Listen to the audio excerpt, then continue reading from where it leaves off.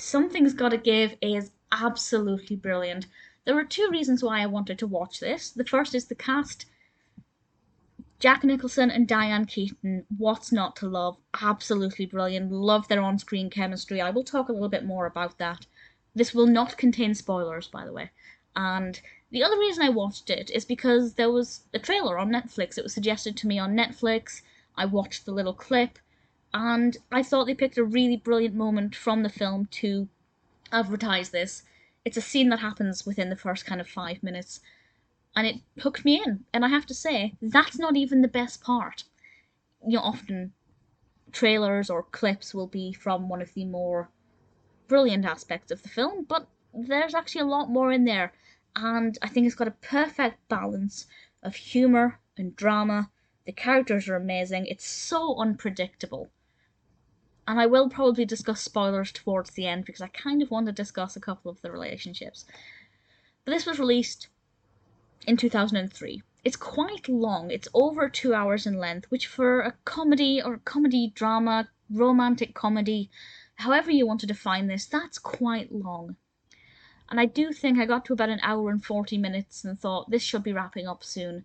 It wasn't, but it never really felt like it dragged. There were a few scenes that I think could have been shortened or cut out, but for the most part, it actually kind of works with being that length.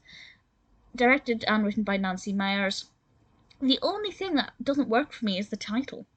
Something's Gotta Give. I don't really like it. I think it's quite boring. I think they could have come up with something a bit more interesting.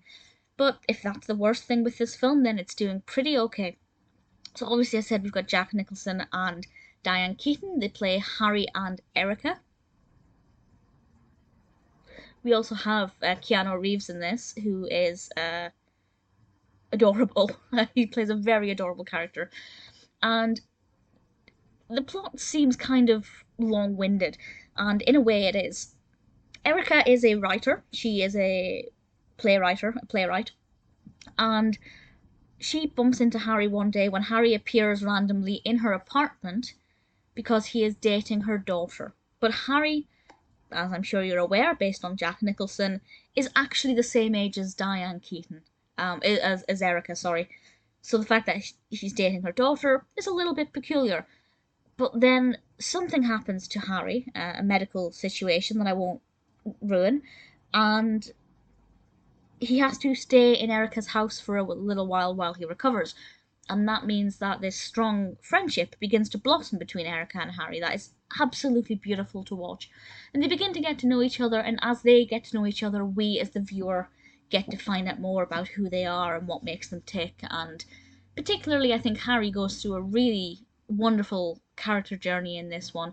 There are times when strings kind of pull him back to his old ways, which is essential. Nobody can change that completely. But it's really nice to see him going on this journey, and I loved finding out more about Erica. As a character, I really warmed to her very quickly. I thought she was brilliant. The character of Keanu Reeves, he plays this doctor called Julian, and he also gets to know Erica. And Erica now has these two men in her life to whom she is becoming quite close. One of whom is obviously much younger than her, and it's kind of the relationship, the age gap Harry had with her daughter, but in reverse. And that obviously raises some questions about morality and how she was looking at that relationship compared to this potential relationship.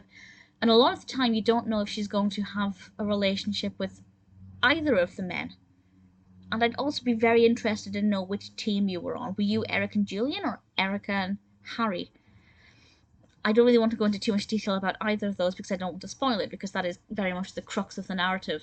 But it is a really lovely character story with, the narrative itself. The narrative arc isn't too complicated, but the characters very much are very complex, very well written, an absolute joy to find out about. And even though this is kind of being marketed as Harry's story, and it seems very much like this is from Harry's perspective, it's actually Erica at the centre of everything. And because I love her as a character, that worked so well for me. And Diane Keaton is incredible. Really, truly fantastic performance from everybody, particularly, of course, Diane Keaton and Jack Nicholson. And they just worked so well on screen. They have some very awkward scenes. They have some hilarious scenes. There are a couple of sex scenes that are very, very well shot, very tasteful, very realistic, though. And, you know, not kind of over glamorized. It's a lot more realistic, which I thought worked really well. Something's got to go maybe quite long for this genre, but it worked really well. I love the characters, they're very well written, the narrative is really interesting, it's very funny, but there are some serious moments in it as well. Quick spoiler, I'm going to discuss the ending. In fact, I won't spoil what happens at the end. I will just say, right up until the last minute, I thought I was going to be disappointed. And then I wasn't. And I'm ultimately really pleased with the way everything worked out for certain characters, and you know, with the characters that I liked, I wanted certain outcomes. It worked well for me, but maybe it didn't for you. I'd love to know kind of your perspective on that and what you think of this film. Personally, I'm really glad Netflix pushed this one on me, because Something's Gotta Give is an absolute joy.